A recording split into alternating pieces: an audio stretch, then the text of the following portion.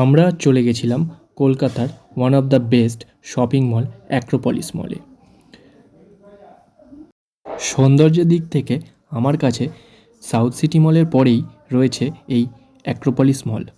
তো এই অ্যাক্রোপলিস মলে কী করে আসবেন? অ্যাক্রোপলিস মলের লোকেশানটা হলো ঠিক কসবার আগের স্টপেজ।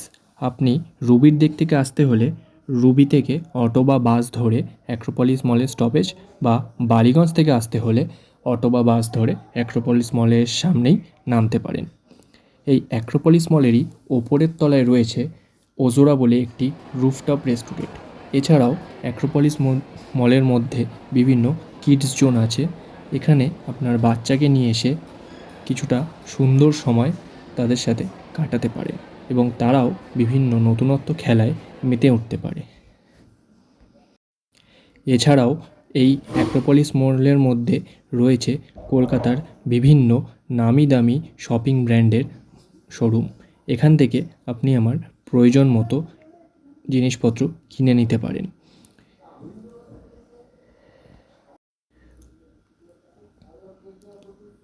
এছাড়াও এই অ্যাক্রোপলিস মলে রয়েছে বারবিকিউ নেশন, যেখান থেকে আপনি আমার দুপুরের লাঞ্চ অথবা রাতের ডিনারটা এখানেই সেরে নিতে পারেন।